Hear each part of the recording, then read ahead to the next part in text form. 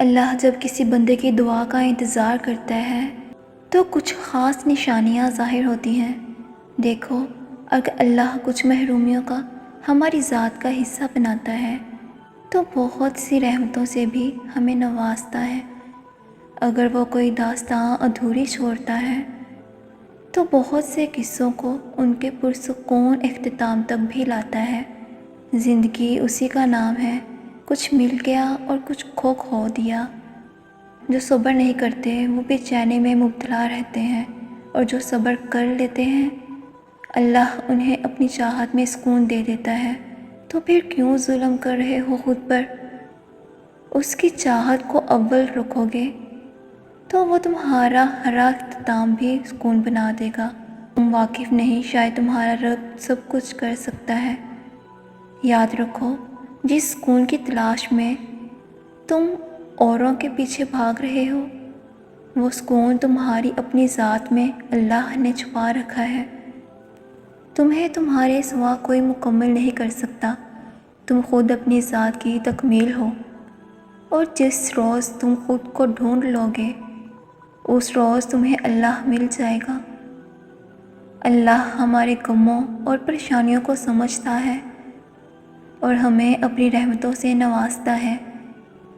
مایوس نہ ہونا، جن کے مشکلات زیادہ ہوتی ہیں ان کی طرف سے رب کی محبت اور انعام بھی زیادہ ہوتے ہیں۔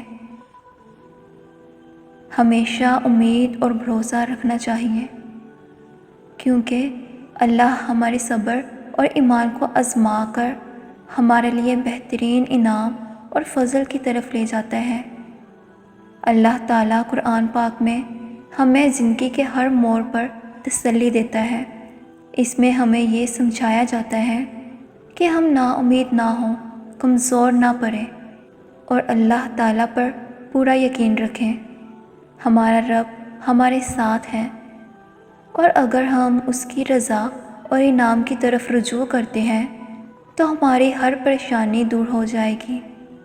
جب کوئی ٹوٹ کر تڑپ کر اس سے مانگتا ہے تو وہ اس کی ساری دعائیں قبول کرتا ہے۔ تمہیں لگتا ہے وہ تمہاری سن نہیں رہا، وہ تم سے بے خبر ہے۔ وہ تو اندھیری رات میں، کالے پتھر میں، کالی کیڑے کی بھوک میں محسوس کرتا ہے۔ اس کو رزق عطا کرتا ہے، کیسے ممکن ہے؟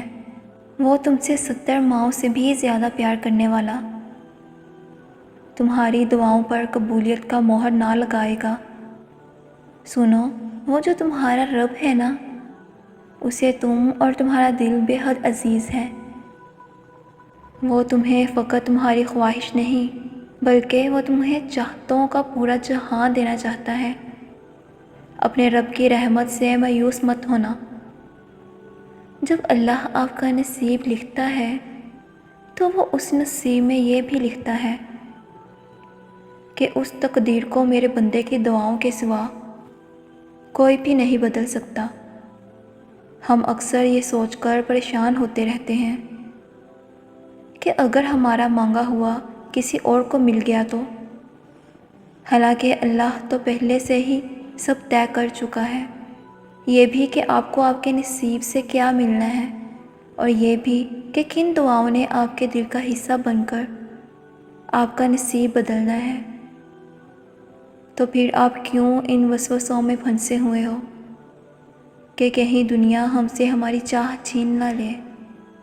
آپ کی دعاؤں کا محافظ تو اللہ ہے، اور اس کی حفاظت میں کسی کا لکھا ہوا کسی دوسرے کو کبھی نہیں مل سکتا۔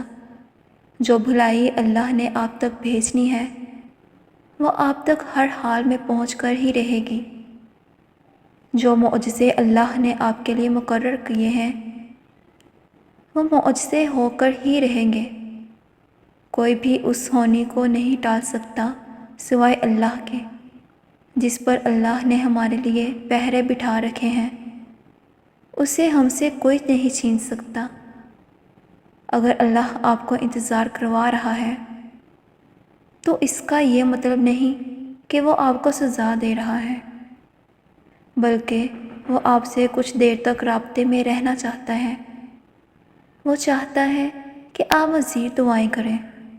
وہ چاہتا ہے کہ آپ اس سے بات کریں، وہ آپ کی آواز بار بار سننا چاہتا ہے، اس لیے وہ آپ کو وہ چیز نہیں دے رہا ہے، اور اسی وجہ سے وہ اس چیز کا خیال آپ کے دل و دماغ سے نہیں نکال رہا ہے۔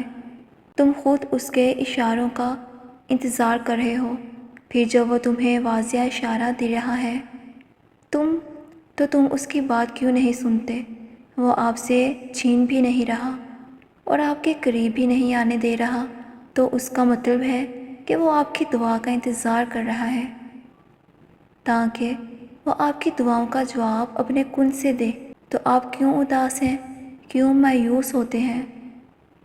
بس اپنے آپ کو کچھ وقت دیں اور اس وقت تک دعا کرنا بند نہ کریں جب تک وہ کن نہ کہتے۔ آپ کس قدر پریشانیوں اور رنج و آزمائشوں سے گزر رہے ہیں، انہیں نہ کوئی سمجھ سکتا ہے، نہ کوئی آپ کے لیے محسوس کر سکتا ہے، نہ کوئی آپ کی تکلیف میں وقتاً آپ کا ساتھ دے سکتا ہے۔ یہ دنیا انسانوں سے بھری ہے، یہاں سب اپنے اپنے مسائل میں گھرے ہوئے ہیں، نہ آپ ان کی تکلیف سمجھ سکتے ہیں نہ وہ آپ کی۔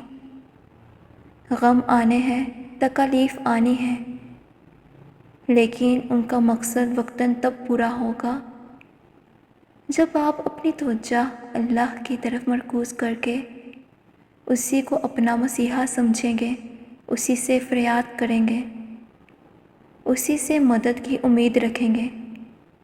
تب آپ جانیں گے کہ حضرت یعقوب نے یہ کیوں کہا تھا، میں اپنی پریشانی اور اپنے غم کی فریاد اللہ ہی سے کرتا ہوں۔ اللہ تعالیٰ نے قرآن مجید میں فرمایا ہے کہ بس اس میں کوئی شک نہیں کہ مشکل ہی کے ساتھ آسانی ہے، مشکل آتی ہے چلی جاتی ہے، برا وقت آتا ہے چلا جاتا ہے، کچھ بھی ہمیشہ نہیں رہتا۔ تو پھر تم کیوں غموں کا بوجھ لے کر اپنے دل سے لگا بیٹھے ہو؟ یہ آنی جانی چیز ہے۔ برا وقت آیا ہے، کوئی مشکل آئی ہے تو اس کے ساتھ آسانی بھی بھیجی جا چکی ہے، بس انتظار کرنا ہے، تھوڑا سا صبر کر کے دکھانا ہے۔ صبر تو سب سے بڑی آسانی ہے جو اگر کسی مشکل میں آپ کو دے دی جائے تو دنیا اور آخرت دونوں سنور جاتی ہیں۔